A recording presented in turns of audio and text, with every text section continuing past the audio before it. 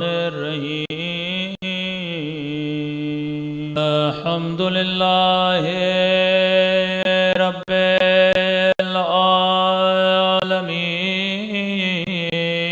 کما ہوا صلاۃ و سلام علی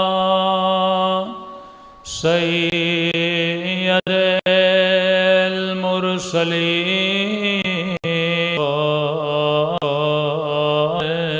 نبیین ابی القاسم محمد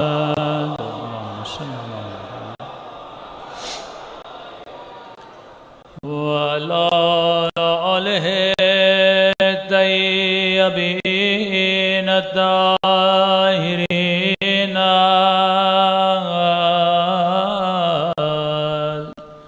معصوم مل کے دعائے آقا امام زمانہ اور فرمان معصوم بلاؤں میں بیماریوں میں اس دعا کو کثرت سے پڑھا کرو تقریباً ہر نماز کے بعد سب مل کے البلاء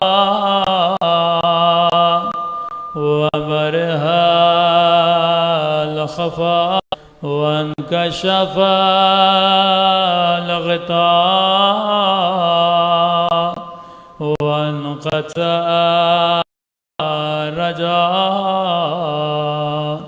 وزاقت ومنعت السماء وأن المستقى وإليك المشتكى المؤول في الشدة والرخاء اللهم صل على محمد وآل محمد أولي الأمر الذين فاملتهم ففرج عنا بحقهم فرجا عاجلا قريبا کلام اقرب سب مل کے یا محمد یا علی یا علی یا محمد یا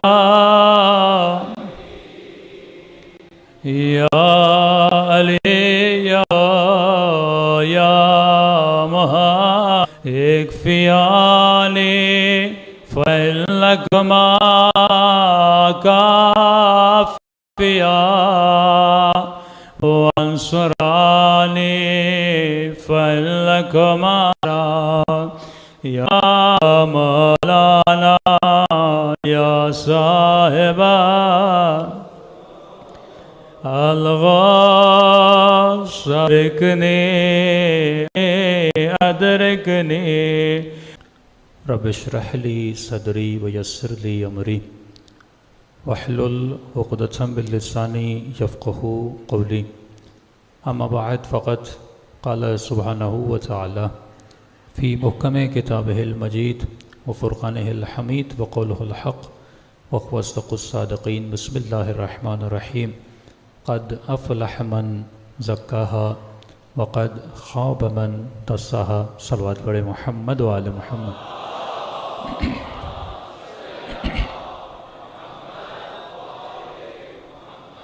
دعا ہے پروردگار عالم ہم سب کی عبادتیں اپنی بارگاہ میں قبول فرمائے اور جس مقصد زندگی کی وجہ سے ان مجالس میں تشریف لاتے ہیں ان مقاصد میں بھی ہم سب کو کامیابی عطا فرما دے۔ قرآن مجید کی بہت خوبصورت آیت کہ قد افلح من زکاہا، کامیاب ہے وہ انسان جس نے اپنا تزکیہ کیا۔ ہر شے کو استعمال کرنے سے پہلے اس کا تزکیہ ضروری ہے۔ حیوان کے ذبیحے سے پہلے تزکیہ ہے۔ یہ جو آپ ذبح کرتے ہیں، یہ جو خون اس کے بدن سے نکلتا ہے، ایک طرح سے وہ حیوان تزکیہ یافتہ ہو جاتا ہے، صاف ستھرا ہوتا ہے۔ اسی طرح جنت میں جانے کی جو شرط ہے وہ تزکیہ ہے۔ جب تک انسان کا تزکیہ نہیں ہوتا، ہمارا تزکیہ ذبیحے سے نہیں ہوتا۔ ہاں، ہمارے تزکیے میں گلے کو ذبح نہیں کیا جاتا، پر نفس کو ذبح کیا جاتا ہے۔ جب تک نفس کو ذبح نہ کریں، بکرے کے ذبیحے کے لیے خود بھی ذبح کر سکتے ہیں، کوئی کسائی کو لا کر بھی اس کو ذبح کیا جا سکتا ہے، لیکن یہ جو نفس ہے، اس کا جو ذبیحہ ہے وہ ہمارے اپنے ہاتھوں سے ہونا ہے۔ جب تک یہ نفس ذبح نہ ہوگا، انسان کے وجود میں تزکیہ نہیں آئے گا، اور جب تک تزکیہ نہیں آئے گا، انسان جنت میں داخل ہونے کا راستہ پا نہیں سکتا۔ تو موضوع اور محور گفتگو یہ رہے گا، کیونکہ کئی سالوں سے ہم سنتے آ رہے ہیں معرفت امام زمان، معرفت امام زمان ہے کیا؟ معرفت امام زمان، ہم نے امام زمانہ کی معرفت کو قصوں میں محدود کر دیا۔ ہم نے امام زمانہ کی معرفت کو واقعات میں محدود کر دیا۔ یہ بتاتے ہیں فلاں کو زیارت ہوئی، فلاں کو زیارت ہوئی، اب یہ جوان اسی کے پیچھے لگتا ہے کہ مجھے بھی امام زمانہ کی زیارت ہو جائے، لیکن کہتے ہیں مولانا اتنے ورد کر لیے، عمل کر لیے، لیکن مجھے تو امام کی زیارت نصیب نہیں ہو رہی۔ تو معرفت امام زمانہ کا مقدمہ ہے معرفت النفس۔ جب تک اپنی معرفت حاصل نہیں کرو گے، امام زمانہ کی معرفت نصیب نہیں ہوگی، یہ شرط ہے۔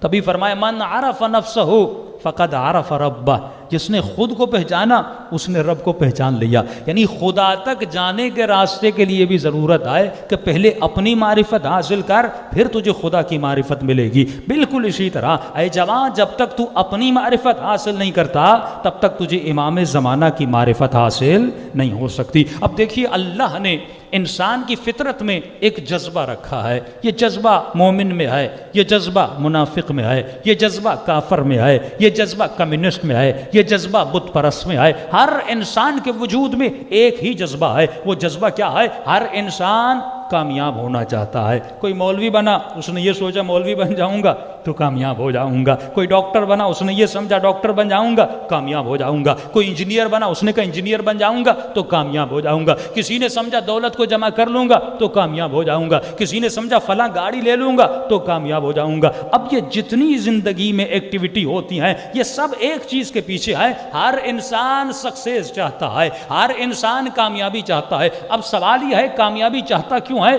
کیونکہ یہ سمجھتا ہے اگر یہ چیز مجھے مل گئی تو میرے وجود میں سکون آ جائے گا، میرے وجود میں اطمینان آ جائے گا۔ اب اگر اسے سکون گاڑی میں نظر آیا، یہ گاڑی کے پیچھے لگا۔ اگر اسے سکون حسین کی زیارت میں نظر آیا، یہ حسین کی زیارت کو چلا گیا۔ اگر اسے سکون مجلس میں نظر آیا، یہ مجلس میں آ گیا۔ لیکن حقیقت یہ ہے کہ سکون ہے کہاں؟ یہ انسان جو سکون کی تلاش میں ہے، مثلا دنیا نے یہ کہا کہ اگر دولت مند بن گئے تو تیرے وجود میں سکون آ جائے گا، تو کامیاب ہو جائے گا۔ اور یہی تصور اور نظریہ لے کر شمر کربلا میں آیا تھا کہ اگر میں حسین کو قتل کروں گا مجھے دولت مل جائے گی۔ یہی تصور ابن سعد لے کر کربلا میں آیا تھا، اگر میں حسین کو قتل کروں گا تو مجھے رے کی حکومت مل جائے گی۔ یعنی کسی نے حکومت کو کامیابی سمجھا اور اسی کامیابی کے پیچھے جد و جہد کرتا رہا، کسی نے قتل حسین کو کامیابی سمجھا اور امام حسین کو قتل کرنے چلا۔ یعنی فطرت میں ہے کہ انسان کامیابی کے پیچھے ہے۔ آپ یہ نہیں کہہ سکتے کہ شمر تم نے یہ کیوں کیا؟ شمر کہے گا میں تو کامیابی کے پیچھے تھا۔ ابن سعد تم نے کیوں کیا؟ کہے گا میں تو کامیابی کے پیچھے تھا۔ اصل ایشو یہ ہے کہ ہم جس چیز کو کامیابی سمجھتے ہیں، کیا وہ چیز در حقیقت کامیابی ہے کہ نہیں ہے؟ اصل یہ چیز ہے، مجھے اس چیز کو ڈھونڈنا ہے۔ لیکن یہ جو کامیابی کا تصور میرے ذہن میں آتا ہے، یہ آتا کہاں سے؟ یہ جو فکر میرے ذہن میں آتی ہے، یہ جو خیال میرے ذہن میں آتا ہے، یہ کہاں سے آتا ہے؟ تو سب سے پہلے جس چیز کو پہچاننا ضروری ہے وہ یہ سوچنا ضروری ہے کہ یہ جو خیال میرے ذہن میں آ رہا ہے، کیا یہ خیال خیال نفس ہے یا خیال خیال رحمان ہے؟ یہ فکر جو میرے ذہن میں آ رہی ہے، کیا یہ فکر نفس نے مجھے دی ہے یا یہ فکر پروردگار عالم نے مجھے دی ہے؟ اسی چیز میں انسان کنفیوز ہو جاتا ہے، کہتے مولانا میں نے تو کامیابی سمجھ کے اور صحیح فکر سمجھ کے چلا تھا، لیکن اینڈ میں پتا چلا میری فکر کیا تھی؟ غلط تھی۔ تو سوال یہ ہے مجھے فکر لینی کس سے ہے؟ آج سب سے زیادہ جو ہماری ذہنوں میں فکر ڈالنے والی چیز ہے، آج آپ کے جوانوں کو فکر کون دے رہا ہے؟ ممبر تو 10 دن ہے، 2 مہینے ہے، لیکن پورا سال یہ جوان جہاں سے فکر لے رہا ہے، یہ کہاں سے لے رہا ہے؟ یہ فکر ٹی وی سے لے رہا ہے، یہ فکر ڈرامے سے لے رہا ہے، یہ فکر موویز سے لے رہا ہے۔ یہ آپ کا چھوٹا چھوٹا بچہ جو کارٹون دیکھتا ہے، اور کارٹون دیکھنے کے بعد جب آپ اس کو کسی بڑے مال میں لے جاتے ہیں، یہ پورے مال کو چھوڑ کر کچھ خاص کھلونوں کی طرف کیوں بڑھتا ہے؟ مثلا اس نے کارٹون میں ٹوم بھی دیکھا، جیری بھی دیکھی، اب یہ جب اس مال میں جاتا ہے اور ٹوم اور جیری کا کوئی کھلونا پڑا ہے، یہ فوراً اس کو اٹھاتا ہے۔ اگر تم اسے وہ دکھاتے، اگر تم اسے تہذیب حسین دکھاتے، اگر تم اسے ذریعہ حسین دکھاتے، اگر تم اسے وہ چیزیں دکھاتے، تو یہ مال میں کھلونوں کے پیچھے نہ ہوتا، یہ حسین ابن علی کو تلاش کر رہا ہوتا۔ ایک سمپل سی مثال دے رہا ہوں۔ تو پہلے ہمیں دکھایا جاتا ہے، یہ ایڈورٹائزمنٹ کیا ہے، یہ وقفے کیا ہے، آپ کی پسند بنائی جاتی ہے، ہوتی نہیں ہے۔ آپ کی پسند کو کریٹ کیا جاتا ہے۔ کس کو پتا تھا پیپسی کبھی کیا تھی؟ آج ہر جوان پیپسی پی رہا ہے، کھانے کے بعد پیپسی اور کولڈ ڈرنکس پی جاتی ہے، جبکہ پتا بھی ہے کہ یہ میرے لیے نقصان دہ ہے، یہ میرے معدے کو تباہ کرتی ہے، یہ السر کی بیماریوں کو مبتلا، بالکل، لیکن اسے کریٹ کیا جاتا ہے، بنایا جاتا ہے، کیونکہ خطرہ ہمیں اتنا ہی دکھایا جاتا ہے جتنا سگریٹ کی ڈبی پہ لکھا ہوتا ہے۔ صحت کے لیے مضر ہے، لیکن بیچا بھی جاتا ہے، ایڈورٹائزمنٹ کی بھی جاتی ہے۔ آج شیطان، یعنی آپ کو ٹی وی مثال کے طور پہ ایک بچے کو ڈرامہ دکھایا جا رہا ہے، ہاں بزرگ بڑے سارے ڈرامے پہ بیٹھے ہیں ماشاءاللہ، اور اسی ڈرامے میں دکھایا جاتا ہے کہ شراب نوشی ہو رہی ہے، شراب نوشی کو دکھایا جاتا ہے، نیچے صرف لکھا جاتا ہے کہ بچوں کے لیے دیکھنا منع ہے، مطلب بڑے دیکھ سکتے ہیں، بچوں کے لیے دیکھنا منع ہے۔ آپ کے بچے جو دیکھتے ہیں وہ ان کے ذہنوں میں بیٹھ جاتا ہے۔ انگلش ایک اس طرح نارملائز کیا جاتا ہے گناہ کو، نارملائز، یعنی آپ شراب کبھی علی کا چاہنے والا، امام حسین کا چاہنے والا پیے گا نہیں، شراب نہ پینا اور ہے، کسی کو پیتے ہوئے دیکھنا اور اس کو ایکسیپٹ کرنا اور ہے، یہ بھی گناہ ہے۔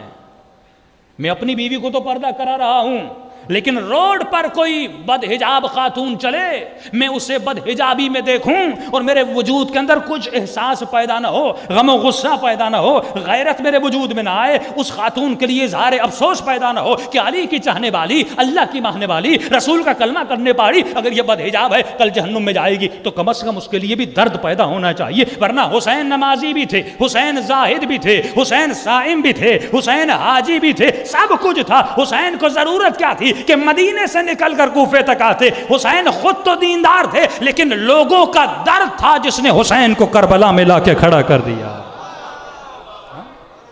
یہ درد جب تک تمہارے وجود میں پیدا نہیں ہوگا، یہ درد یہ درد پیدا کرنا ہے، پھر جا کے معاشرہ دیندار بنتا ہے، دیندار بنتا ہے۔ آج سارا سوشل میڈیا آپ کی پسند اور آپ کی ناپسند کو کریٹ کر رہا ہے۔ آپ کو بتایا جاتا ہے، بھائی کس کو پتا تھا پزا کیا ہے، لیکن آج ہر جگہ پزا کھانا چاہتا ہے۔ آج سے تقریباً 50 سال پہلے، 30-40 سال پہلے کسی کو پزے کا پتہ نہیں تھا، کھانے بھی تھے، چل بھی رہا تھا، لیکن پسند کریٹ کی جاتی ہے۔ جب وہ کریٹ ہو جاتی ہے آپ محسوس کرتے ہو اگر یہ میری زندگی میں نہیں تو میری زندگی میں کچھ بھی نہیں۔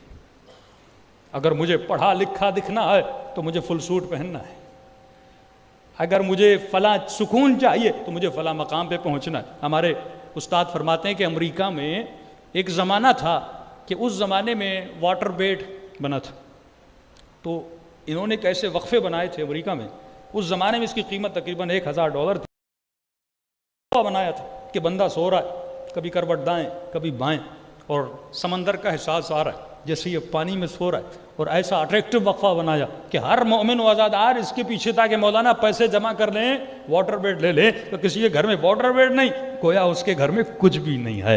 یہ چیزیں جو ضرورتیں جو ہم پیدا کرتے ہیں، سوال یہ ہے ضرورتیں تیرے وجود میں پیدا کون کر رہا ہے؟ کیا ضرورتیں خدا کی طرف سے آ رہی ہے یا شیطان کی طرف سے آ رہی ہیں؟ تو سب سے پہلی چیز جو انسان کو پہچاننی ہے اسے یہ دیکھنا ہے کہ جو فکر میرے ذہن میں بن رہی ہے یہ فکر کہاں سے آ رہی ہے، کیا یہ فکر رحمان کی طرف سے آئے یا یہ فکر شیطان کی طرف سے آئے. اور یہ کب پتہ چلے گا؟ جب تک تم معرفت النفس کا علم حاصل نہیں کرو گے. تبھی فرمایا یہ علم واجب ہے، کیونکہ اللہ کی معرفت واجب ہے اور اس کا مقدمہ ہے کہ من عرف نفسہ فقد عرف ربہ، جس نے نفس کو پہچانا اس نے خدا کو پہچانا. تو اپنے بچوں کو نفس کی معرفت دلائیے، علم النفس کا پتہ لگائیے. تو یہ علم النفس مجھے ملے گا تو کہاں سے ملے گا؟ میں حاصل کروں تو کہاں سے حاصل کروں؟ تو فرمایا اے مومن، اگر علم النفس حاصل کرنا چاہتے ہو اور جب یہ علم تیرے پاس آ جائے گا خدا تجھے ابدی سکون عطا کرے گا. جس نے مال کو دولت تو ایمان کو مال و دولت کو سکون سمجھا تھا، آج آپ دیکھ لیجئے بڑے بڑے بنگلوں میں رہنے والے لیکن راتوں کو نیندیں نہیں آتی جب تک نیند کی گولی نہ کھا لے، لیکن چھوٹی چھوٹی جھوپڑیوں میں سونے والے انہیں بڑے سکون سے نیند آ جاتی ہے. کس دنیا نے نظریہ دیا اگر بلینئر بن جاؤ گے تو تمہاری زندگی آباد ہو جائے گی. آج دیکھیے پورے ویسٹرن ورلڈ کو سب سے زیادہ جو سوسائڈ ہوتا ہے وہ کہاں پہ ہوتا ہے؟ ویسٹرن ورلڈ میں ہوتا ہے. بھئی اگر مال کا نہ ہونا ناکامی تھی تو غریب ملکوں میں سوسائڈ ہونا ہوتا. آج اسلام آباد چلے جائیے، بڑے بڑے ایکٹر بڑے بڑے سنگر آپ دیکھیں گے، بالی ووڈ کے ہالی ووڈ کے، مال بھی ہے دولت بھی ہے گاڑی بھی ہے، لیکن صبح کو دروازہ کھولتے ہیں کیا دیکھتے ہیں؟ وہ لٹکا ہوا ہے. اس کے پاس دولت تو آ گئی لیکن دولت فرماتے ہیں بیوی، دولت، گھر، گاڑی، یہ جتنی چیزیں ہیں یہ ٹیمپریری سکون تو تجھے دے سکتے ہیں لیکن ابدی سکون نہیں دے سکتے. ابدی سکون کہاں ملتا ہے؟ فرمایا ابدی سکون کو باہر تلاش مت کیا کرو. ابدی سکون باہر کی چیزوں میں نہیں ہے، ایکسٹرنل چیزوں میں نہیں ہے. مولا ابدی سکون کہاں ہے؟ فرمائیے اتنی آسان چیز ہے اور اتنی بہترین نعمت ہے کہ جس کو تلاش کرنے کی ضرورت نہیں ہے. ابدی سکون خدا نے تیری ذات کے اندر رکھا ہے. اصل سکون تیرے اندر ہے. تو باہر کیوں تلاش کرتا ہے؟ تو گاڑی کو سکون کیوں سمجھ رہا ہے؟ تو منگلے کو سکون کیوں سمجھ رہا ہے؟ اصل سکون تیرے اندر ہے. وہ ٹیمپریری چیزیں ہیں، زندگی کو گزارنے کے اسباب ہیں، اسے مقصد نہ بنانا. اور ایک جملہ سن لیجئے، فرمایا ہر وہ شے جس کو فنا ہے اس کے حصول سے تمہیں سکون نہیں مل سکتا. گاڑی کو فنا ہے، مال کو فنا ہے، دولت کو فنا ہے، دنیا کو فنا ہے، اس جسم کو فنا ہے، شہوت کو فنا ہے، لذت آئے دنیاوی کو فنا ہے، ہر چیز کو فنا ہے. اس میں تم بقا کی تلاش میں نہ نکلا کرو. اور جس چیز کو بقا ہے اسی میں خدا نے سکون رکھا ہے. پروردگارہ بقا کس میں ہے؟ آباد آئی الا بذکر اللہ تطمئن القلوب. جس چیز سے دل مطمئن ہوتے ہیں وہ ذکر پروردگار عالم ہے. یہ ذکر ہے جو دلوں کو مطمئن کرتا ہے. یہ ذکر پروردگار عالم.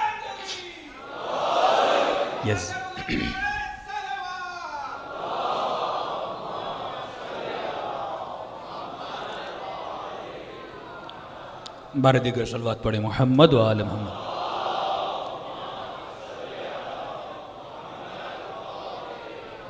یہ ذکر پروردگار عالم ہے جو تمہارے وجود میں کیا پیدا کرتا ہے؟ سکون پیدا کرتا ہے. اللہ کی ہمراہی، اللہ کی ہمسایگی تمہارے وجود میں ابدی سکون کو پیدا کرتی ہے. وانزلنا السکینہ، ہم نے کیا نازل کیا؟ نبی کے دل پہ سکون نازل کیا. تو آپ کو نظر آتا ہے تاریخ میں یزید تخت پر بیٹھ کر بھی مطمئن نہیں ہے، اور زینب زندان شام میں ہیں لیکن مطمئن ہے، ہاتھ بندھے ہوئے ہیں، سر پہ چادر نہیں ہے. بی بی کا یہ جملہ کہ ما رأیت الا جمیلا، زینب نے حسن کے علاوہ کچھ بھی نہیں دیکھا. یہ کب پیدا ہوتا ہے؟ اس کے ایک فارمولہ آپ کو بتا دوں. پہلا فارمولہ کہ انسان کو پتہ کیسے چلے کہ جیسی زندگی میں بسر کر رہا ہوں کیا اس زندگی سے مجھے سکون ملے گا کہ نہیں ملے گا. تقوی ہے کس چیز کا نام؟ زہد ہے کس چیز کا نام؟ آج سب سے ایک ایشو یہ بھی ہے کہ کچھ لوگ کچھ ایسی چیزوں کو انہوں نے تقوی بنایا ہے جو تقوی ہے نہیں، تو لوگ کافی ان لوگوں سے بدظن بھی ہو جاتے ہیں. تعادل کا راستہ کہ جس کو سمجھنے کے بعد میری زندگی ایک تعادل اور ایک بیچ کے راستے میں چلے. مثال کے طور پہ کسی نے کہہ دیا کہ مولا علی اپنی جوتی کو تقریباً 70 مرتبہ سی چکے تھے، تو انہوں نے سمجھا تقوی اسی میں ہے کہ پھٹی ہوئی جوتیاں آدمی پہنے. یا مولا کا لباس پھٹا ہوا تھا تو تقوی اسی میں ہے کہ پھٹا ہوا لباس پہنے. تو کبھی کبھی ایک عالم کو بھی پتہ نہیں لگتا کہ جو میں کر رہا ہوں وہ صحیح ہے کہ غلط ہے، کیونکہ معرفت النفس کا علم نہیں ہے. اور وہی مولا علی جو ایک مرتبہ پھٹی ہوئی جوتیاں پہنتے تھے. ابن عباس فرماتے ایک وقت آیا کہ علی ایک دن میں 40,000 درہم خیرات خدا میں دیتے تھے.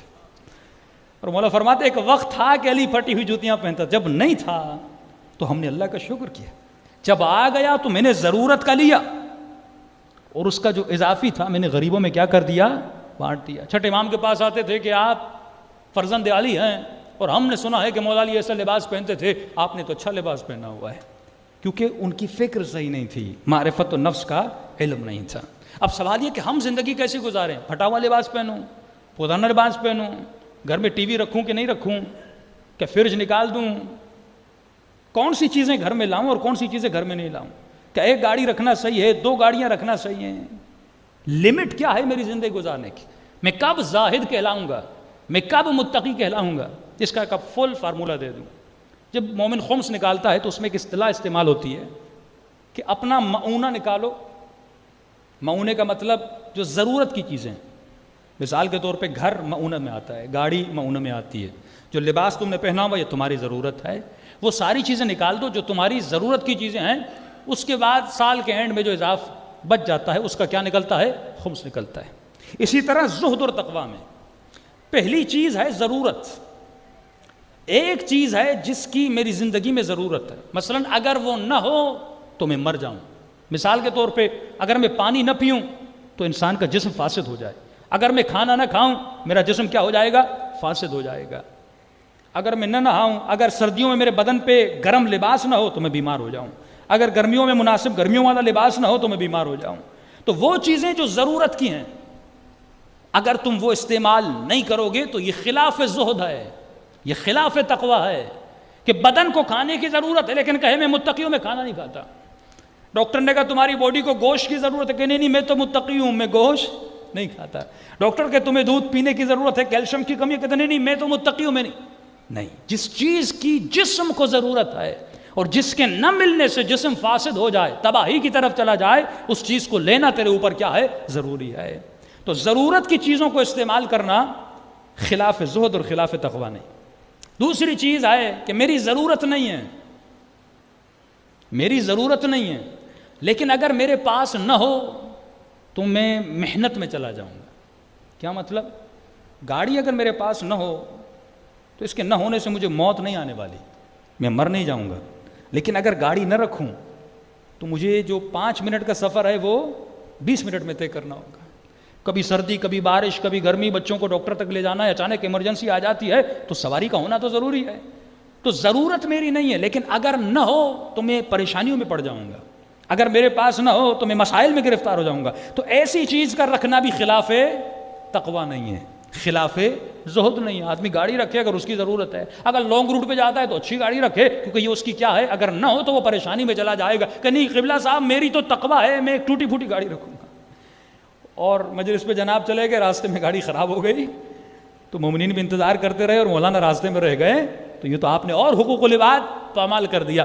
تو یہ ایک تو ضرورت ہے جس کے نہ ملنے سے انسان کی وجود فاسد ہو جاتا، دوسرا میری ضرورت نہیں ہے لیکن احتیاج ہے، اگر اس کے نہ ہونے سے میں پریشانی میں چلا جاتا ہوں۔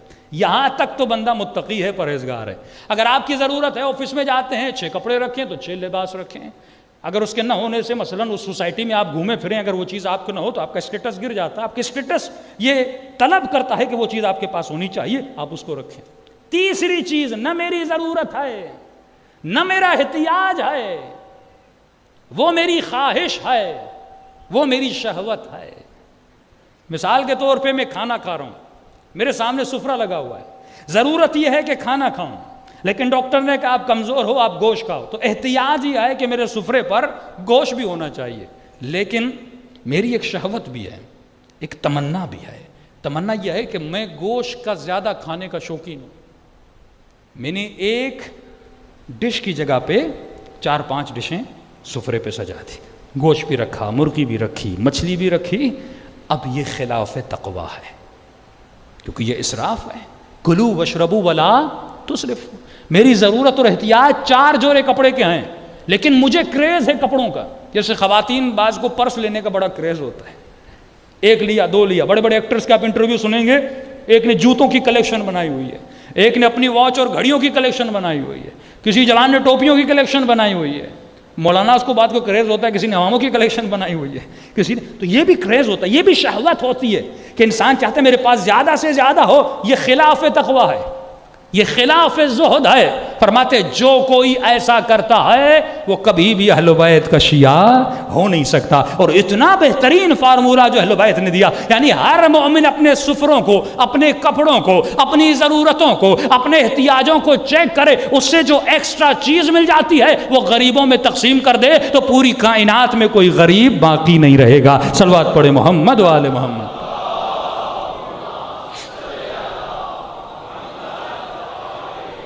تو آپ نے دیکھا صحیح فکر اگر مجھے مل گئی تو میں صحیح ڈائریکشن پہ چل پڑتا ہوں، لیکن اگر غلط فکر میرے اندر آ گئی تو میری پوری زندگی کیا ہو جاتی ہے؟ تباہ ہو جاتی ہے. تو فرمایا دو چیزیں ہیں. ایک مرتبہ کسی کو کھانے میں لذت مل رہی ہے، وہ یہ سمجھتا ہے اگر زیادہ کھانا کھاؤں گا تو مجھے سکون ملے گا. کسی کو شہوت میں زیادہ لذت مل رہی ہے، کسی کو گھومنے پھرنے میں زیادہ لذت مل رہی ہے، کسی کو کپڑے خریدنے میں لذت مل رہی ہے. کیوں مل رہی ہے؟ کیونکہ وہ سمجھ رہا ہے اگر یہ چیز میرے پاس آ گئی تو میرے پاس سکون آ جائے گا. لیکن آئیے درے علی ابن ابی طالب پر، آئیے جناب سیدہ کے دروازے پر، آئیے کربلا کی وادی میں، کیا اہل بیت کو کس چیز میں لذت ملتی ہے؟ آپ نے دیکھا ہوگا جو زیادہ کھانے کے شوقین ہیں اس لذت سے ان کو شفا اور سکون نہیں ملتا، بلکہ زیادہ کھانے سے کولیسٹرول کے بیمار ہو جاتے ہیں، موٹاپے کی بیماریوں میں مبتلا ہو جاتے ہیں، جسم بھی فاسد ہو جاتا ہے اور ان کا وجود بھی فاسد ہو جاتا ہے. اور علی ابن ابی طالب کے دروازے پر آئیے، مولا کو کھانے میں لذت نہیں ملتی بلکہ لوگوں کو کھلانے میں لذت ملتی ہے.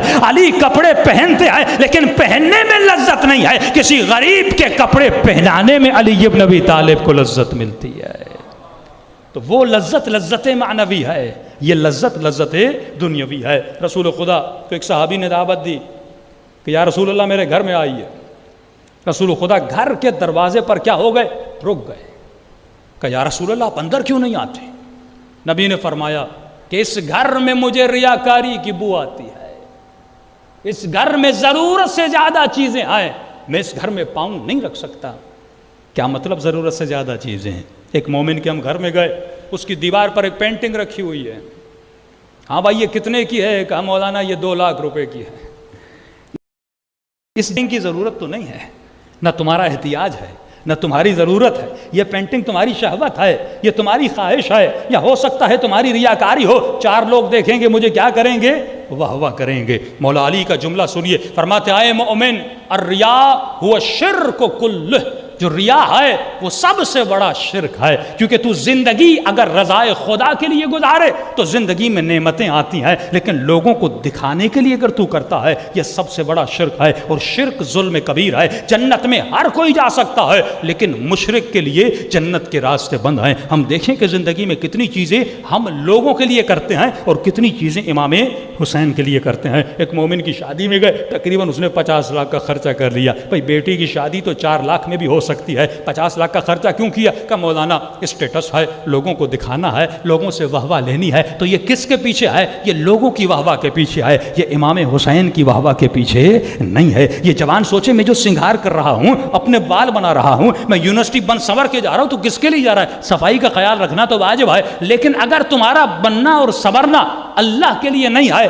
لوگوں کے لیے ہے، خواتین کے لیے ہے، تو یہ بھی شرک ہے. تو مجلس حسین پڑھ رہا ہے، کس کے لیے پڑھ رہا ہے؟ اگر لوگوں کے لیے پڑھ رہا ہے تو یہ شرک ہے. تو اسی لیے فرمایا کہ اے مومن لذتیں ان چیزوں میں تلاش نہ کرو جن میں فنا ہے. لذت تجھے تب ملتی ہے جب تمہاری زندگی کا ہر عمل کس کے لیے ہوتا ہے؟ پروردگار عالم کے لیے ہوتا ہے. مولا علی کو کس چیز میں لذت ملتی ہے؟ ابدی لذت مل رہی ہے. رات کے اندھیرے میں اٹھتے ہیں اور غریبوں کو کھانا کھلانے جاتے ہیں. علی کو کھلانے میں لذت مل رہی ہے، حسین کو امت کے بچانے میں لذت مل رہی ہے، سید سجاد کو دعائیں پڑھانے میں لذت مل رہی ہے. تو اے مومن اپنی زندگی میں گول بناؤ. جس انسان کی گول سیٹنگ اچھی ہے اس کی زندگی میں سکون ہی سکون ہے. گول کیوں کہتے ہیں؟ مثال کے طور پہ 11 لوگ ایک بال کو لے کے گول میں ڈالنا چاہتے ہیں، اور جب وہ بال گول میں چلی جاتی ہے تو انہیں کیا ہوتی ہے؟ خوشی ہوتی ہے. سارا مجمع کھڑا ہو جاتا ہے کیونکہ سارے مجمع کا ایم یہ تھا کہ میری ٹیم یہ بال اس گول میں ڈال دے، تو ان کو کیا ہوتی ہے؟ خوشی ہوتی ہے. تو تمہاری زندگی میں اچھے سے اچھے گول ہونے چاہیے. اگر مادی گول ہیں تو جیسے مادی گول ختم ہوں گے تمہارا سکون تباہ برباد ہو جائے گا. یورپ آپ چلے جائیے، میں نے اکثر جہاں پہ یہ بوڑھے لوگوں کو رکھتے ہیں تو وہاں پہ جتنے بھی بوڑھوں سے ہم ملے تو مجھے ان کے چہرے پہ ایک ڈپریشن نظر آیا، پریشانی نظر آئی، کیونکہ انسان جتنا بوڑھا ہوتا جاتا ہے یقین ہوتا ہے اسے میری موت قریب ہو رہی ہے۔ جوانی میں گھومتا ہے، پھرتا ہے، لذتیں لیتا ہے، لیکن جیسے جیسے بوڑھا ہوتا ہے وہ محسوس کرتا ہے کہ میں موت کے قریب ہوتا جا رہا ہوں۔ اب کیونکہ اس نے زندگی میں سارے سکون دنیا کے لیے ہیں، اس کے پاس کوئی ایسا گول نہیں ہے کہ جس سے اس کو ابدی سکون ملے، تو وہ ڈپریشن میں چلا جاتا ہے۔ اس کے برعکس آپ نجف چلے جائیے، قم چلے جائیے، جتنے بھی آپ کے علماء ہیں، جتنے وہ بوڑھے ہوتے جاتے ہیں ان کے چہرے پہ اتنا نور آتا جاتا ہے۔ یہ پریکٹیکل بتا رہا ہوں، ان کے بوڑھوں سے جا کے ملیے، ڈپریشن کا شکار، انزائٹی کا شکار، خودکشی کے پیچھے لگے ہوتے ہیں، کیونکہ زندگی میں کچھ گول ہی نہیں ہے۔ پیسہ کمایا، چلو کما لیا، دولت کمائی، چلو کما لی، اب اینڈ کہاں ہے؟ بالآخر تو تجھے مرنا ہے نا، ہر چیز یہاں پہ چھوڑ کے جانی ہے نا، تو کون سی چیز ہے جو تجھے خوشی دے؟ مرنا میرے لیے خوشی نہیں ہے، کیونکہ میرا گول کبھی مرنا تھا ہی نہیں۔ میں نے پوری زندگی گول بنایا کہ مجھے بزنس کرنا ہے، مجھے کمانا ہے، میں نے کبھی بھی ایسا گول نہیں بنایا کہ مجھے ایک دن مرنا ہے، اور اگر میں نے گول بنایا ہوتا تو میں اس کے لیے کیا کرتا؟ تیاری کرتا۔ میری کوئی تیاری بھی نہیں ہے، تو ان کی تو کوئی تیاری نہیں ہے، لیکن برعکس آپ نجف آتے ہیں، قم آتے ہیں، تو آپ کے مراجع کے چہرے پر خوشی آتی ہے۔ خمینی صاحب بیمار ہیں، کھڑے بھی نہیں ہو سکتے، بڑی مشکل سے ہاسپٹل میں سجدے کر کے نمازیں پڑھ رہے ہیں، لیکن چہرے پہ نورانیت ہے، چہرے پہ سکون ہے۔ آغائے بہجت 90 پلس ہیں، لیکن ہم نے بڑھاپے میں دیکھا عجیب سا چہرے پر سکون تھا۔ علماء فرماتے سکون کیوں ہے؟ فرمایا کیونکہ پوری زندگی گول یہ تھا کہ اللہ کو راضی کریں، اب جب راضی کر لیا، مرنے کا وقت ہے تو یہ ملاقات ہے، جب محبوب اپنے معشوق سے ملتا ہے تو اسے خوشی کا اظہار ہوتا ہے۔ لیکن میرے سارے محبوب کہاں ہیں؟ دنیا میں ہیں۔ میری محبت گاڑی سے ہے، گھر سے ہے، مال سے ہے، بچوں سے ہے، بیوی سے ہے، جب اس سے جدائی کا وقت آتا ہے عجیب سی تڑپ وجود میں پیدا ہو جاتی ہے۔ ڈاکٹر کہتے 20 سال میں آپ مر جاؤ گے، 10 سال میں آپ مر جاؤ گے، عجیب سا یأس اور نا امیدی اور ڈپریشن میری زندگی میں آ جاتا ہے۔ لیکن جب علی کے سر پہ ضربت لگتی ہے تو فرماتے ہیں فزتو برب الکعبہ، کعبے کے رب کی قسم علی آج کامیاب ہوا، کیونکہ جو تمنا جس گھڑی کی تھی، علی لقاء اللہ کی منزل کی طرف بڑھ رہے ہیں۔ وہ سکون کہاں ملے گا؟ وہ سکون معرفت نفس سے ملے گا، کہ جب تک اپنے نفس کو نہیں پہچانو گے تب تک تیرے وجود میں یہ سکون پیدا نہیں ہو سکتا۔ صلوات پڑھے محمد و آل محمد۔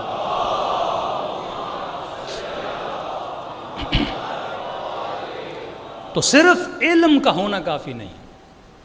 آپ میں سے کسی کے 40 کسی کے 50 سال گزر گئے، کتنی مجلسوں سے آپ نے علم لیا، کتنی خواتین مجلسوں میں بارہا سنتی ہیں حجاب کے بارے میں، جوان غیرت کے بارے میں، حیا کے بارے میں، کہ اس سے امام راضی ہوتے ہیں، اس سے امام ناراض ہوتے ہیں، لیکن میں عمل نہیں کرتا۔ علم میں جب تک عمل نہ ہو، یہ بھی معرفت النفس ہے، اس کی ضرورت کو جب نہیں سمجھو گے تم عمل نہیں کرو گے۔ قرآن کا واقعہ پڑھیے، سامری عالم ہے، اور اتنا بڑا عالم کہ جب حضرت عیسیٰ واپس آتے فرماتا ہے سامری تم نے میری قوم کو گمراہ کیسے کیا؟ تو کہتا ہے حضرت موسیٰ جب یہ دریا 2 حصوں میں بدل گیا تو میں نے دیکھا کہ جبرائیل آئے ہیں اور گھوڑے پر سوار ہیں۔ یعنی اتنا بڑا عالم ہے کہ اس کی آنکھیں جبرائیل کو دیکھ رہی ہیں، اتنا بڑا عالم ہے کہ ملائکۃ اللہ کی سے زیارت ہو رہی ہے۔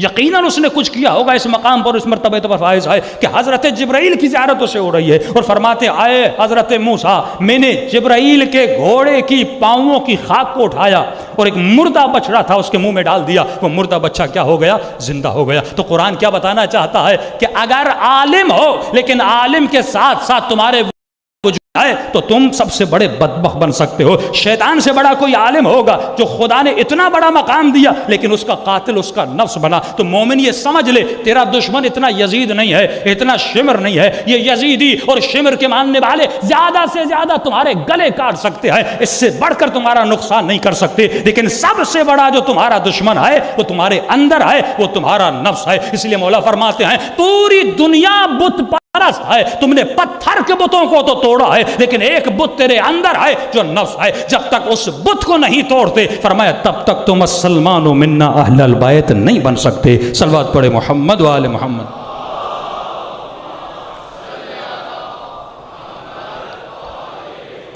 اس میں ایک فضیلت کا نقطہ بھی ہے کہ سامری نے جبرائیل کے گھوڑے کے قدموں کے نیچے سے خاک اٹھائی اور وہ خاک ایک مردہ بچڑے کے منہ میں ڈالی، وہ مردہ بچڑا کیا ہو گیا؟ زندہ ہو گیا۔ جبرائیل کون ہے؟ جبرائیل غلام مصطفیٰ ہے۔ جب جبرائیل کے گھوڑے کے پاؤں کی خاک میں اتنی شفا ہے کہ وہ ایک مردے کو زندہ کر سکتی ہے، تو یہ سوچئے جس خاک میں مصطفیٰ مدفون ہوں گے اس خاک کی کیا فضیلت ہوگی، اور جس خاک میں حسین ابن علی مدفون ہوں گے وہ خاک کوئی عام خاک نہیں ہے، وہ خاک شفا بن جاتی ہے۔ صلوات پڑھے محمد و آل محمد۔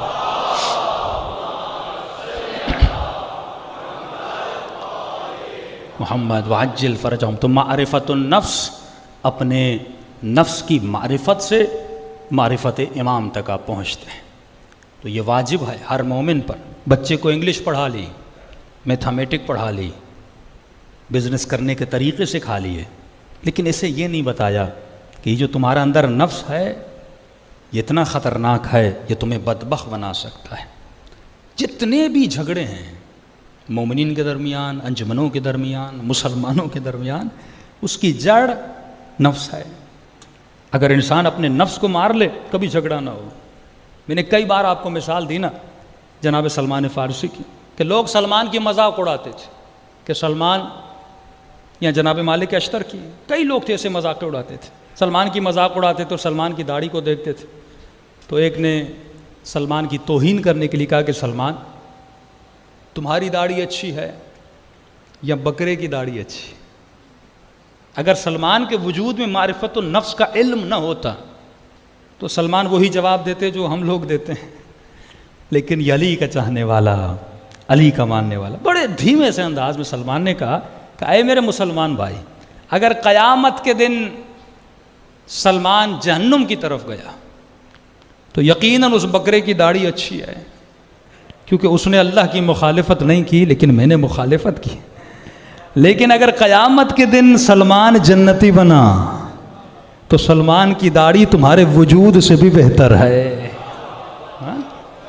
اصل کمال اور فضیلت معرفت النفس میں ہے، اطاعت پروردگار میں ہے۔ تو انسان کو جاننا ہے یہ نفس مجھے گمراہ کیسے کرتا ہے۔ تو سب سے برائی جو نفس کی ہے، جو انسان کو سمجھنا ہے، آج معاشرہ ریاکاری میں مبتلا ہے۔ اس ریاکاری سے بچیے۔ اپنے گھروں کے سامان کو دیکھیے کہ مومن کہتا ہے مولانا جب رسول خدا ایسے مومن کے گھر میں نہیں جا رہے جس نے ایسی چیزیں رکھی ہوئی ہیں صرف لوگوں کو خوش کرنے کے لیے، تو اس گھر میں رسول خدا نہیں جاتے۔ تو یہ سوچیے امام زمانہ ہمارے گھروں میں کیسے آئیں گے جب ہمارے گھروں میں کچھ ایسی چیزیں ہوں جن کی گھر میں ضرورت نہیں ہے، ہم نے صرف زینت بنانے کے لیے، لوگوں کو خوش کرنے کے لیے گھروں میں رکھی ہوئی ہیں۔ صلوات پڑھے محمد و آل محمد۔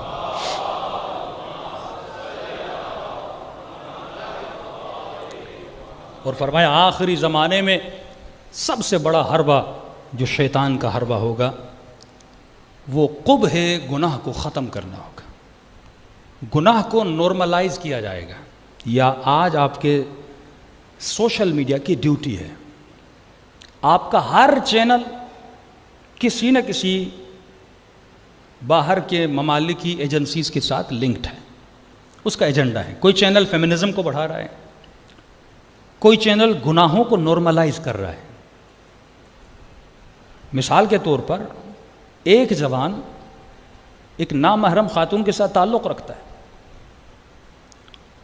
اور بڑی آسانی سے اپنے دوسرے دوست کو بتاتا ہے کہ میرا فلاں خاتون کے ساتھ تعلق ہے۔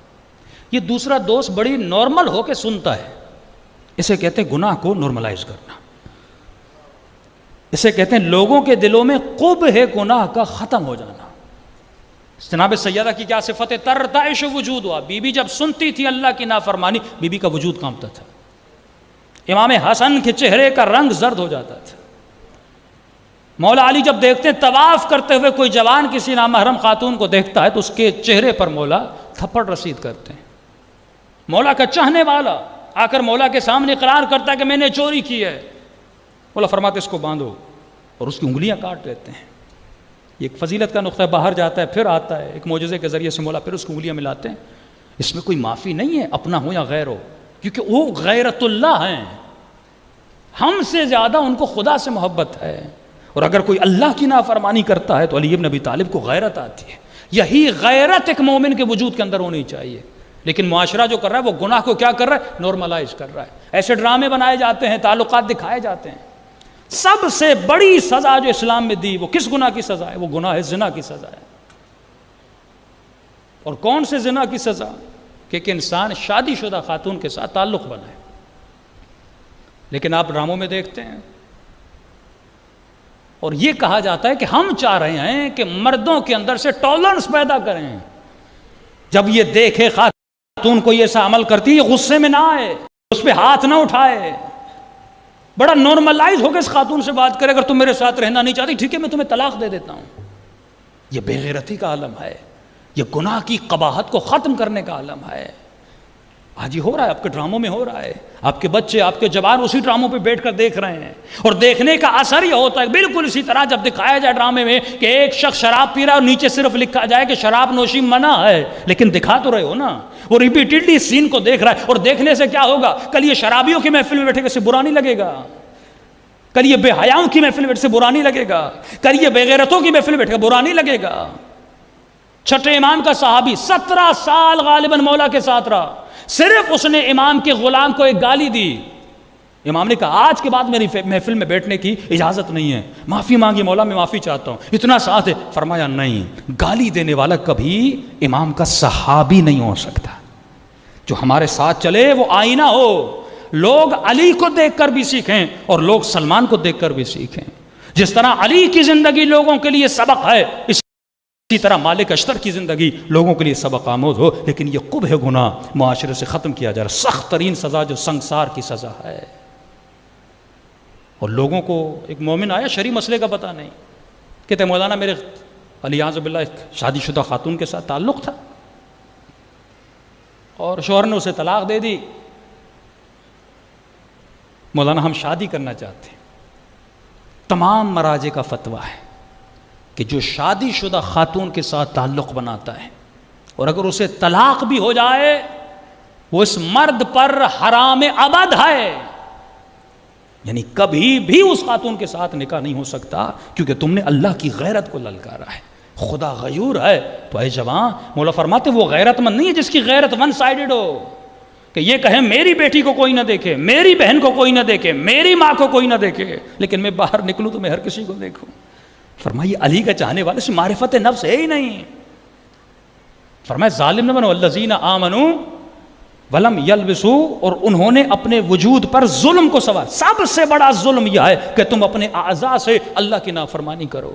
پانی بنا ایک مقصد کے لیے، اس کا مقصد پورا، آپ پیتے ہیں آپ کی پیاس بجھتی ہے، اسی طرح تمہارے اعضاء کسی مقصد کے لیے بنایا، اگر یہ خلاف مقصد جاتے ہیں تو یہ سمجھ جاؤ تم اپنے وجود پہ کیا کر رہے ہو؟ ظلم کر رہے ہو۔ شیراز کا واقعہ ہے، ایک مرد تھا سنار کا کام کرتا تھا، مولا فرماتے ہیں کہ جیسی کرنی ویسی بھرنی۔ یہ مت سمجھنا کہ تم کسی کو دیکھ رہے ہو تمہارے ناموس کو کوئی نہیں دیکھے گا۔ اگر یہ سوچ بن جائے نا کہ اگر میں کسی کی ماں بہن کو دیکھ رہا ہوں کوئی میری ماں بہن کو دیکھ سکتا ہے، اگر غیرت مند ہوگا کبھی بھی آنکھوں کو بلند نہیں کرے گا۔ شیراز کا سنار کہتا ایک دن دکان پہ گیا سونا بیچنے کے لیے، 25-30 سال سے ایک شخص تھا، غلام تھا، ان کے گھر میں پانی لاتا تھا۔ پہلے پانی بہت دور ہوتا تھا، دور دراز علاقوں سے پانی لایا جاتا تھا۔ تو ایک دن اب بوڑھا ہو گیا، یہ سنار اپنے دکان پر تھا، خاتون گھر میں اکیلی تھی، یہ پانی لے کر آیا، اس پر شیطان نے غلبہ کیا، اس نے اس خاتون کی کلائی کو پکڑا، خاتون نے چیخا اللہ اکبر، خوف خدا کرو، اتنے سالوں سے ہمارے در کی غلامی کر رہے ہو۔ اس کے دل میں خوف پیدا ہوا اور اس نے خاتون کا ہاتھ چھوڑا اور گھر سے چلا گیا۔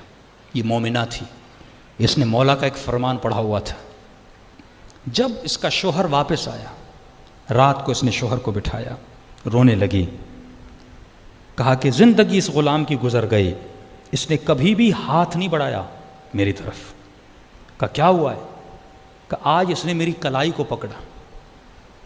شوہر پریشان ہوا، کہ پھر خوف خدا آیا، چلا گیا، لیکن تو مجھے میرے ایک سوال کا جواب دے، تجھے قسم ہے علی ابن ابی طالب کی، مولا کا چاہنے والا ہے، یہ بتا آج تم نے کوئی خطا کی تھی؟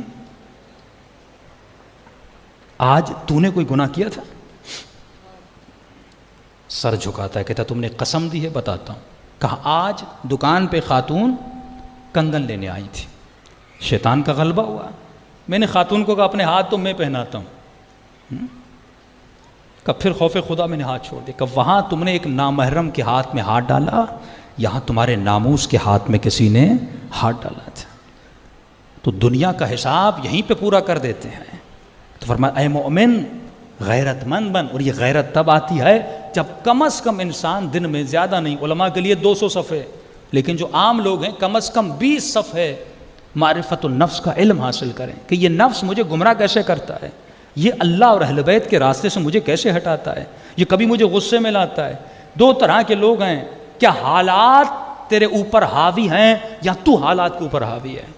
اگر تو حالات پہ کنٹرول کر رہا ہے تو علی والا ہے، حسین بن علی نے حالات پہ کنٹرول کیا، لیکن اگر تو کوفیوں کی طرح حالات میں بہتا ہوا جا رہا ہے کہ مولانا یہ فیشن ہے، مولانا یہ کہا جا رہا ہے، مولانا ٹی وی میں یہ دکھایا جا رہا ہے، لوگ یہ پہن رہے ہیں، اگر تو حالات کے ساتھ جی رہا ہے تو کر رعا ہے، مچھر کی طرح ہے۔ فرمایا المؤمن کا جبل الراسخ، مومن پہاڑ کی طرح ہوتا ہے، وہ یہ نہیں دیکھتا زمانہ کیا کر رہا ہے، وہ یہ دیکھتا ہے امام زمانہ کیا کہہ رہے ہیں۔ تجھے خوشنودی امام زمانہ کو دیکھنی ہے، اور جب یہ معرفت تمہارے وجود میں آ گئی تو پھر السلمان منا اہل البیت کی منزل پر تو فائز ہو جائے گا۔ کب تک اس ممبر سے ہم قصے پڑھیں گے کہ سلمان ایسا تھا، مالک ایسا تھا؟ علماء فرماتے یہ سوچو، کیا تمہارے امام زمانہ کو کسی سلمان کی ضرورت نہیں ہے؟ کیا امام زمانہ کو کسی مالک اشتر کی ضرورت نہیں ہے؟ اور یہ کہاں سے ملے گا؟ یہ ذکر پروردگار کا، الا بذکر اللہ تطمئن القلوب۔ جتنا اپنے وجود کو ذکر خدا میں مشغول رکھو گے، ایک فارمولہ آپ کو دے دوں کہ جس سے عبادتوں میں لذت پیدا ہو جائے۔ ہماری روٹین یہ رہتی ہے کہ مثلا صبح کی نماز واجب ہے، ہم پڑھ کے پھر سو جاتے ہیں، دوپہر کی نماز پڑھ کے پھر سو جاتے ہیں، اس طرح لذت نہیں ملتی جب تک آپ ایک ٹائم فکس نہ کریں۔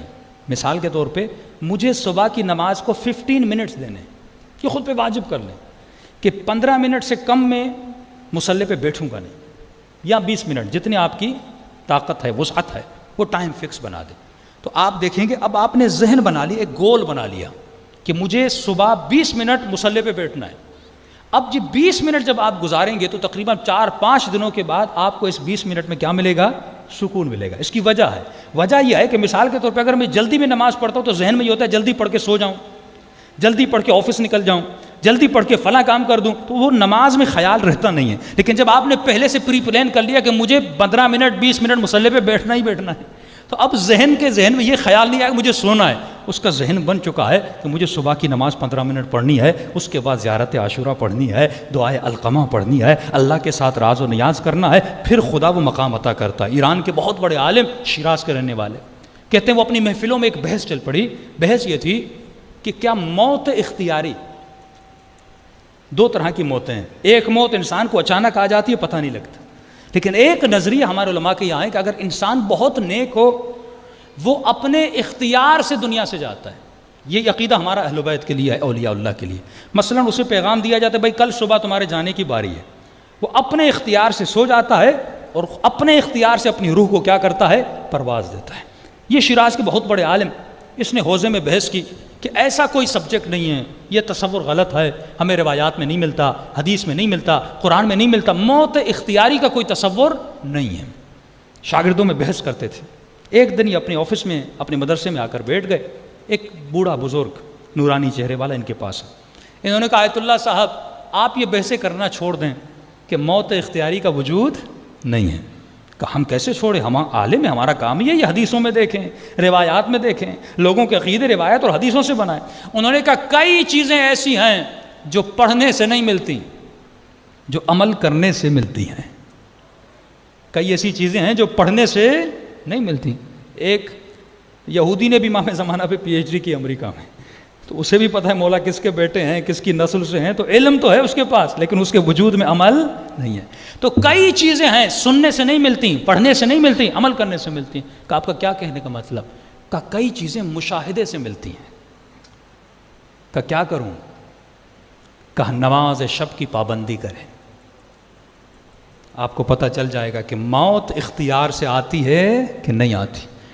یہ شیراز کے بہت بڑے عالم دین کہتے ہیں اس دن سے اس نے کبھی بھی اپنی نماز شب کو نہیں چھوڑا۔ کیونکہ نماز شب کے لیے آپ کو ٹائم نکالنا پڑتا ہے، آدھا گھنٹہ 25 منٹ آپ کو نکالنا پڑتا ہے، اور وہ ٹائم جب آپ نکالتے ہیں کیونکہ وہ واجب نہیں ہے، اس کا مطلب آپ ایکسٹرا آرڈنری خدا کی معرفت کے حصول کے لیے 2 قدم آگے بڑھا رہے ہیں. اور فرماتے جتنے بھی علماء اور عرفاء تھے اگر کسی مقام پر پہنچے تو نماز شب کی وجہ سے. جس نے نماز شب نہیں پڑھی اسے کوئی مقام نہیں ملا. اب اس کے شاگرد کیا بیان فرماتے ہیں؟ کہتے ہیں پوری زندگی یہ درس دیتے رہے کہ موت اختیاری کا وجود نہیں ہے. کہا ایک دن شب جمعہ تھی، میں آیا، میں نے کہا استاد صاحب کل جمعہ ہے، چھٹی ہے، تو میرے کچھ درس میں اشکالات ہیں، مجھے درس سمجھ میں نہیں آ رہا، تو میں چاہتا ہوں جمعے کے دن آ جاؤں، چھٹی کا دن ہے، آپ مجھے کچھ سمجھا دیں. انہوں نے کہا میرے لال کل کا دن تو مجھے دیکھو گے نہیں. میں پریشان ہو گیا، استاد کیا کہنا چاہتے ہیں؟ قریبی شاگرد کہتا ہے میں سمجھ گیا یہ استاد کا آخری دن ہے، کہ جتنے سوال کرنے ابھی مجھ سے کر لو، بس میں سوؤں گا، اس کے بعد میں یہاں پہ نہیں رہوں گا. کہ استاد سے سوال پوچھے، انہوں نے نماز پڑھی، بستر پر سوئے، اور دوبارہ جب شاگرد اٹھانے آئے ان کی روح پرواز کر کے جا چکی تھی. یہ سکون کا مقام ہے کہ انسان موت بھی اپنے اختیار سے لے کر اس دنیا سے چلا جائے. یہ سکون کا مقام ہے کہ انسان جب دنیا سے جا رہا ہے تو مطمئن ہو کر جائے. اور یہ مقام کب ملتا ہے؟ جب انسان اپنی زندگی میں ذکر خدا میں مشغول ہوتا ہے. یہ 10 دن چائنا کی تسبیحیں آتی ہیں، چھوٹی سی تسبیحیں اٹھا لیں، خود کو ذکر خدا میں مشغول رکھیں. 2 حالتوں سے بندہ خالی نہیں ہے، یا آپ غافل ہیں یا آپ ذاکر ہیں. جب غافل ہیں تو شیطان آپ کے قریب آ جاتا ہے، وہ قرین، وہ آپ کا ساتھی بن جاتا ہے. جب آپ ذاکر ہوتے ہیں تو شیطان آپ سے دور ہو جاتا ہے. بہت آسان چیز ہے، زبان ہمیشہ دائم الذکر ہے. میں نے ایک جگہ پہ کہا اونٹ کتنا بڑا ہے لیکن اللہ نے تکلم کی طاقت نہیں دی. ہاتھی کتنا بڑا ہے، اللہ نے تکلم کی طاقت نہیں دی، کیونکہ اس کے پاس عقل نہیں ہے. عقل نہیں تو اللہ کا ذکر کیسے کرے؟ آپ کا وجود تو چھوٹا ہے لیکن آپ کے وجود میں بہت بڑی عقل ہے. اس عقل کی وجہ سے خدا نے نعمت زبان سے آپ کو نوازا ہے کہ اے مومن زبان سے کیا کرو؟ ذکر پروردگار عالم کرو. اور اس امام کے ماننے والے ہو جس کا سر کٹ چکا لیکن پھر بھی نو کے نیزہ پر ذکر پروردگار عالم کرتے رہے. فرمایا بہن زینب حسین کو نماز شب میں یاد رکھنا. امام سجاد فرماتے ہیں کہ ایک اندھیری رات میں نے کیا دیکھا؟ پھپھی اماں اٹھتی ہیں اور جا کر وضو کرتی ہیں، لیکن جب نماز کی باری آتی ہے تو کھڑے ہو کر نماز نہیں پڑھتی بلکہ بیٹھ کے نماز پڑھتی. عالمہ غیر معلمہ، جس بی بی کو شریعت کے احکام کا پتہ ہے کہ نماز کھڑے ہو کے پڑھنی ہے، تبھی امام سجاد فرماتے ہیں پھپھی اماں بیٹھ کے نماز کیوں پڑھ رہی ہیں؟ فرماتی میرے لال سجاد زندان میں کھانا بہت کم آتا ہے، میں نے سارا کھانا بچوں میں تقسیم کر لیا، اب زینب کے بدن میں طاقت نہیں ہے کہ کھڑے ہو کر نماز پڑھے. واللہ یہ سوچنے کا مقام نہیں ہے. مستحب نماز میں اتنی تکلیف ہے لیکن پھر بھی بیوی پڑھ رہی ہے. مجھے کھانا بھی مل رہا ہے، صحت بھی ہے، جسم بھی ہے، اعضاء بھی ہے، لیکن اتنی توفیق نہیں ہوتی میں اپنی واجب نماز کو ادا کروں. اس کا مطلب میں قرین خدا نہیں ہوں، میں قرین شیطان ہوں. اگر اللہ کا قرین ہوتا تو میں ذکر خدا میں مشغول ہوتا. اور ان دنوں میں بہترین ذکر صلوات ہے. کثرت سے مومن صلوات کریں. اسپیشلی بیماریاں بہت بڑھ چکی ہیں. آغا مبشر کاشانی فرماتے ہیں کہ بہترین ذکر جو بیماریوں سے بچنے کے لیے صبح کی نماز کے بعد ذکر حوقلہ. حوقلہ کہتے ہیں ماشاء اللہ لا حول ولا قوت الا باللہ العلی العظیم. اور چھٹے امام فرماتے ہیں اگر سورہ حمد مردے پہ پڑھی جائے تو مردہ زندہ ہو جائے، لیکن وہ زبان ہو پڑھنے والے. اور یہ بھی ہے، ایک کینسر کا مریض تھا، کہتے ہیں مولانا میں نے یہ کیا اللہ نے مجھے شفا دی. کہتے ہر نماز کے بعد سینے پہ ہاتھ رکھتا تھا، 11 مرتبہ صلوات پڑھتا تھا. کیونکہ معصومین کے فرامین میں ہے کہ جب بھی دعائیں کرو پہلے صلوات پڑھو آخر میں صلوات. یہ صلوات تمہاری دعاؤں کو کیا کرتی ہے؟ عرش الہی تک لے کر جاتی. کہ میں نے سینے پہ ہاتھ رکھا، 11 مرتبہ صلوات پڑھی، 7 مرتبہ سورہ حمد، 7 پھر 11 مرتبہ صلوات پڑھے اور اپنے سینے پہ پھونک دیں تو انشاءاللہ ہر بیماری سے کیا ملے گی؟ شفا ملے گی. اور یہ تو ہمارا عقیدہ ہے. معصومین فرماتے ہیں بیماروں کو محفل حسین ابن علی میں لاؤ، یہاں پہ نزول برکت ہوتا ہے، نزول رحمت ہوتا ہے. کہ اگر بیمار حسین کی مجلس میں آئے تو اسے کیا مل جاتی ہے؟ شفا مل جاتی ہے. ماسک پہنی ہے اچھی بات ہے، لیکن یہ عقیدہ رکھ کے مت پہنی ہے کہ امام حسین کی مجلس میں جا کر بیمار ہو جاؤں گا. اس مجلس سے بیماری نہیں ملتی بلکہ لوگوں کو کیا ملتی ہے؟ شفا ملتی ہے. صلوات پڑھے محمد و آل محمد.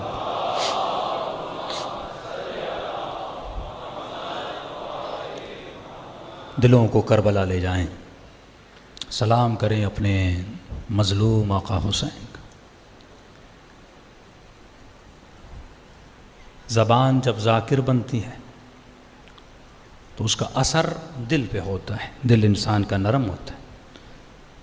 فرمائے وَاضْحَكُوا قَلِيلًا وَابْكُوا كَثِيرًا، کم ہنسا کرو زیادہ رویا کرو. اور محرم کے مہینوں میں صرف مجلسی شیعہ نہ بنو کہ 1 گھنٹہ یہاں پہ آئے امام کا غم منائے، گھر میں گئے پھر وہی قہقہے، پھر وہی ہنسنا، پھر وہی مذاق. نہیں، سیرت اہل بیت. ہم چھوٹے تھے، ہمیں یاد ہے کہ جب محرم آتا تھا تو مائیں چارپائیاں اٹھا لیتی تھی، لوگ گھروں میں نیچے سوتے تھے. محرم آتا تھا، گھر میں کوئی لذیذ غذائیں نہیں پکتی تھیں، گوشت نہیں پکتے تھے، دودھ پینا بعض لوگ چھوڑ دیتے تھے. کہ جب کربلا میں رباب کے بچے کو دودھ نہیں ملا، فیل کرنا ہوتا ہے محرم کو. یہ نہیں کہ بھائی مجلس میں 1 گھنٹہ، یہ رسم، پھر رسم ہے، پھر عبادت نہیں ہے. جس طرح وہ چرچ میں جاتے رسم بنا کے چلے جاتے، نہیں، تجھے فیل کرنا ہے، تجھے قرین امام زمانہ بننا ہے. مولا کس طرح عزاداری منا رہے ہوں گے. امام رضا کے لیے ملتا ہے جب محرم آتا تھا گریباں چاک کرتے تھے، بازار میں جاتے تھے. اب اظہار غم ہر علاقے میں، ہر ملک میں اپنا ہوتا ہے. عرب کا اظہار غم یہ تھا، امامے پہ خاک ڈالتے تھے. لوگ پوچھتے تھے فرزند رسول کیا ہوا ہے، گھر میں فوتگی ہو گئی ہے. مولا فرماتے تھے نہیں، گھر میں کوئی فوتگی نہیں ہوئی، لیکن کربلا میں میرا حسین مارا گیا، میری ماؤں بہنوں کی چادریں چھینی گئیں.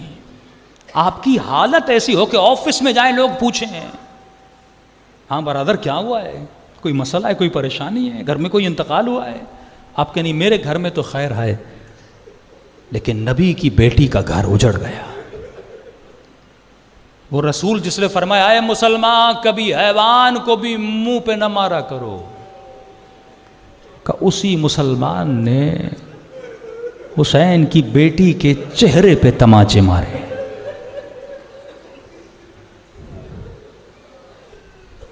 وہ سیدہ جب دربار میں جاتی ہیں مجبوری کی خاطر تو آگے پیچھے کنیزیں رکھتی ہیں تاکہ بی بی کے قدموں کے نشان پر بھی کسی نامحرم کی نگاہ نہ پڑے. فرماتے علی میں پریشان ہوں جب تم مجھے میرے جنازے کو اٹھاؤ گے.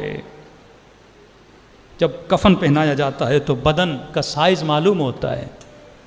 فضا نے کہا بی بی گھبرائیے نہیں، میں تابوت بناؤں گی تاکہ نامحرم کی نگاہ بی بی کے وجود پہ نہ پڑے. کہ اے مسلمان اسی باحیا بی بی، اسی بی بی کی بیٹیوں کی چادریں چھینی گئیں.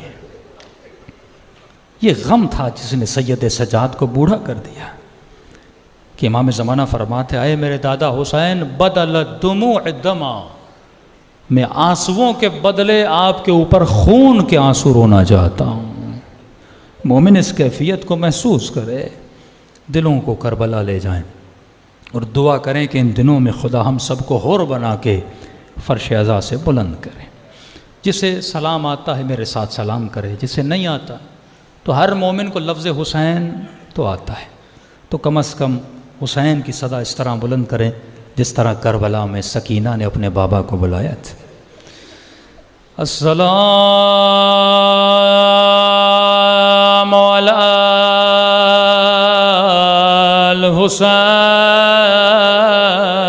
الحسین وعلی علی ابن الحسین وعلی اولاد حسین کی صدا بلند ہو.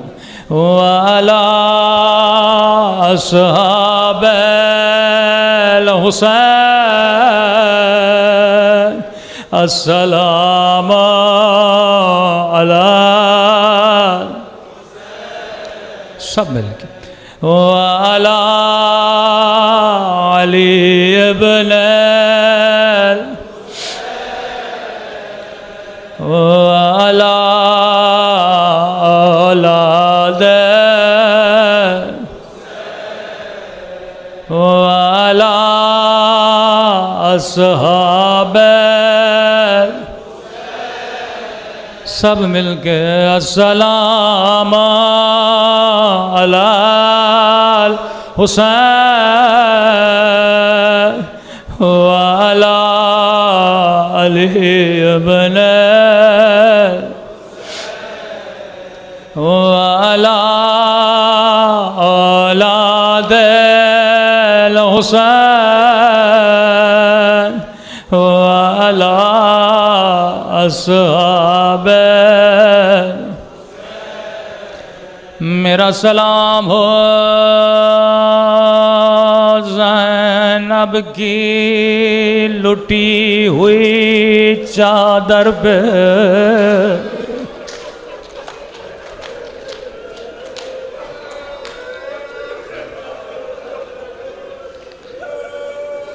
یہ سلام میرے سلام نہیں امام زمانہ کے سلام ہے فرمایا میرا سلام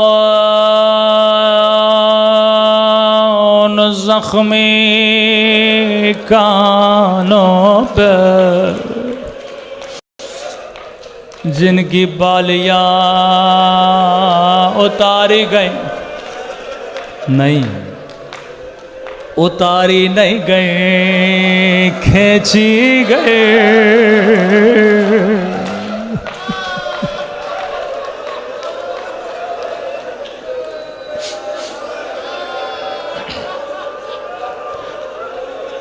یہ ننھی سی بچی کہتی ہے بھیا سجاد میں نے کہا ظالم میں اتار کے دیتی ہوں لیکن اتنی بھی مہلت نہیں دے میرے گانوں سے کھینچ کے اتارے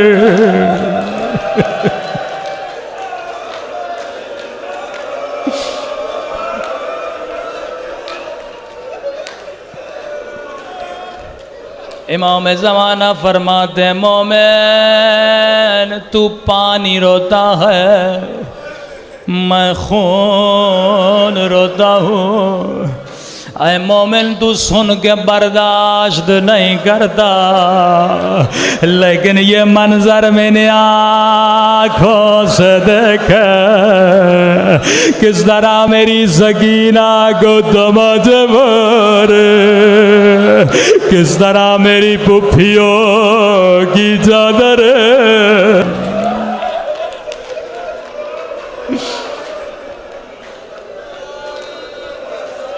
محسوس کر کے رویا کرو میں نے دعائے کمیل میں ایک واقعہ سنایا تھا فرماتے ہیں مومن جب بھی آنکھوں میں آنسو میرے ظہور کی دعا کیا کرو میں اتنا روتا ہوں خدا میرا ظہور کر اس ظالم سے بدلا لو جس نے میری دادی کی پسلیاں توڑے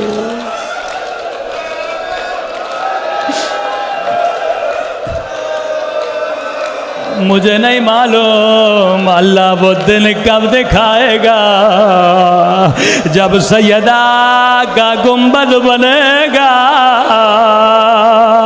جب زہرا کا لال آئے گا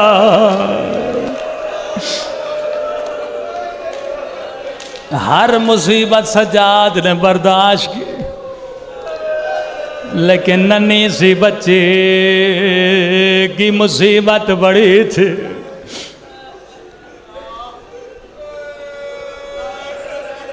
کبھی آپ نے ایسی بچی دیکھی جس کے 4 سال میں بال سفید ہو گئے جس کی بچپن میں کمر جھک گئی ہو جو دیوار کا سہارا لے کے چلتی ہو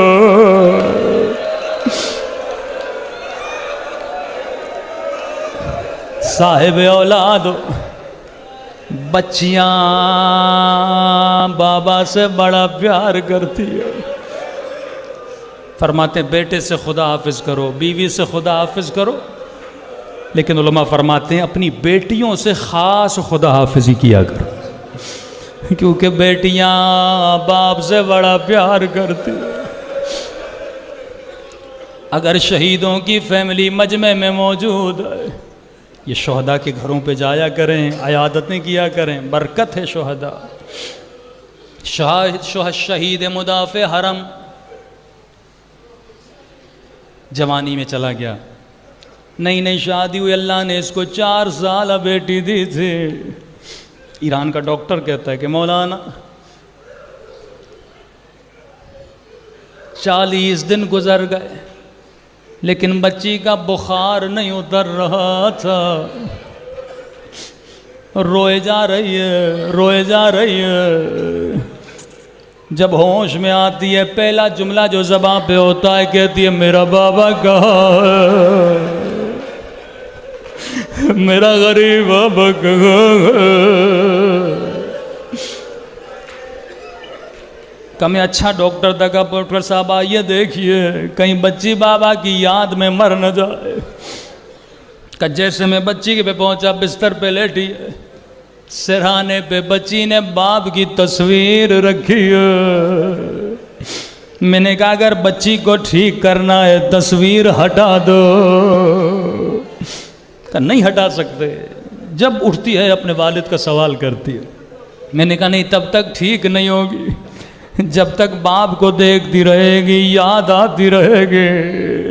انہوں نے تصویر ہٹا دی، 15 دن میں بچی ٹھیک ہو گئے۔ قدیمی مومنوں ایک جملہ کہنا چاہوں گا، کہا یہ صحیح سالم تصویر تھی۔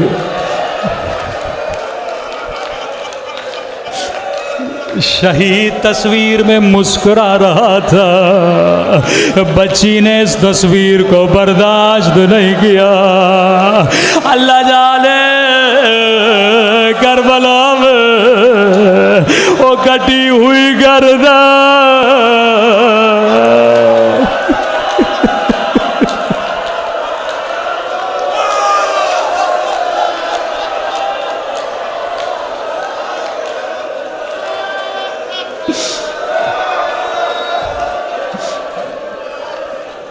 بچی نے یہ کٹا ہوا گلا کیسے دیکھا ہوگا۔ دوڑی دوڑی قتل گاہ کی طرف گئے، جہاں نظر دوڑاتی ہے میرا غریب بابا، میرا پردیسی بابا، میرے 3 دن کا پیاسا بابا۔ ایک مرتبہ زینب پہنچی، کیا دیکھا سکینہ نے بابا کے گلے پہ اپنا سر رکھا ہوا ہے۔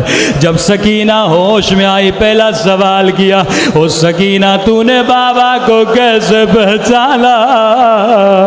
وہ کسی بدن پہ سر موجود نہیں ہے۔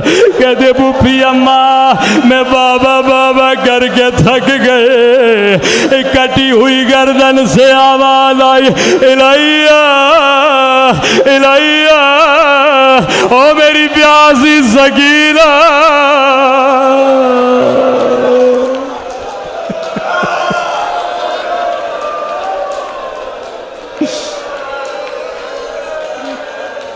میرا سلام ہو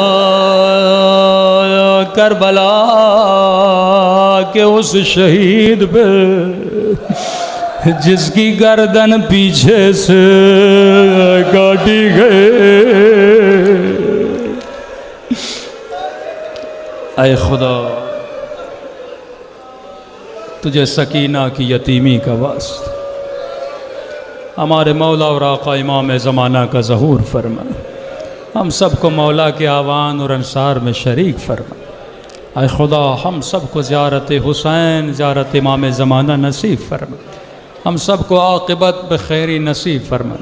تب تک موت نہ دینا جب تک اپنے گناہوں سے معافی نہیں کرتے۔ پروردگار یہ دعا ہمیشہ کریں، اے خدا ہم سب کو زبان ذاکر عطا فرما، بدن صابر عطا فرما، دل شاکر عطا فرما، عقل سالم عطا فرما۔ جو مانگا نہیں مانگا اپنے خزانے قدرت سے ہم سب کو عطا فرما۔